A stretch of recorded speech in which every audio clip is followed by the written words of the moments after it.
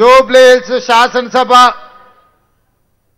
ఉప ఎన్నికల సందర్భంగా యువ మిత్రుడు శ్రీమతి సోనియా గాంధీ, మల్లికార్జున్ ఖర్గే గారు, రాహుల్ గాంధీ గారు అపారమైన నమ్మకం పెట్టుకొని మీ బస్తీలో పుట్టి మీ బస్తీలో పెరిగి మీకు సేవలు అందించాలని ముందుకొచ్చిన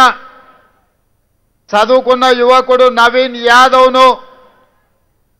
ఈనాటి ఉప ఎన్నికల్లో కాంగ్రెస్ పార్టీ అభ్యర్థిగా నిలబెట్టి ఈ ఎన్నికల కార్యక్రమంలో సభాధ్యక్షత వహించిన రాజ్యసభ సభ్యులు, మిత్రులు, జిల్లా పార్టీ అధ్యక్షులు అనిల్ కుమార్ యాదవ్ గారు ఈ కార్యక్రమాన్ని ఏర్పాటు చేసి ఈ ప్రాంత కార్పొరేటర్ మీ అభిమాన నాయకుడు బాబా ఫసీయుద్దీన్, అదేవిధంగా ఈ కార్యక్రమానికి ముఖ్య అతిథులుగా పిసిసి అధ్యక్షులు మహేష్ కుమార్ గౌడ్ గారిని, అదేవిధంగా మంత్రివర్గ సహచర సభ్యులు 2023 ఎన్నికల సందర్భంగా మీ అభిమానాన్ని గెలుచుకోవాలని ఎన్నికల్లో నిలబడితే ఆనాడు మీకందరికి ఒక మాట ఇచ్చిన అజరుద్దీన్ గారిని గెలిపించండి, మంత్రిని వేసి మీ ముందు నిలబెడతా అని. కానీ సమయం సరిపోకపోవడం వల్ల, కొన్ని సమస్యల్ని అధిగమించలేకపోవడం వల్ల అజరుద్దీన్ గారు ఆనాడు ఓడిపోయినా మీకిచ్చిన మాట ప్రకారం ఇవాళ మహమ్మద్ అజరుద్దీన్ గారిని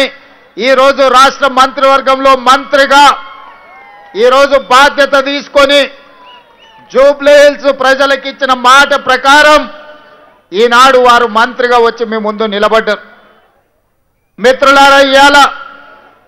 బీఆర్ఎస్ వాళ్ళు ఆటోలలో తిరుగుతున్నారు. 2023 ఎన్నికల సందర్భంగా తెలంగాణ ప్రజలు ముఖ్యంగా గ్రామీణ ప్రాంతాలలో, తండాలలో, గూడాలలో, మారుమూల పల్లెల్లో విద్యార్థులు, నిరుద్యోగ యువకులు, అమరవీరుల కుటుంబాలు,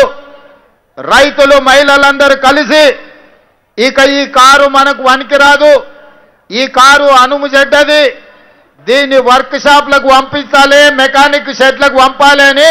మెకానిక్ షెడ్లు పెట్టి టైర్లు వీకి రాళ్లు పెట్టి నిలబెట్టిరు. ఇవాళ తిరగనికే కారు షెడ్డు పోయిందని బిల్లా రంగాలు ఇద్దరు ఇవాళ జూబ్లీ హిల్స్ ప్రాంతంలో ఆటోలల్లో తిరిగి మళ్ళా మీ ముందల నాటకాలు మొదలు పెట్టిండ్రు. ఇవాళ వాళ్ళు జూబ్లీ హిల్స్లో ఇప్పుడే కొత్తగా సమస్యలు వచ్చినట్టు, ఇప్పుడే ఈ సమస్యలు ఉన్నట్టు ఈ ప్రాంత ప్రజల్ని మభ్యపెట్టే ప్రయత్నం చేస్తున్నారు. అదేవిధంగా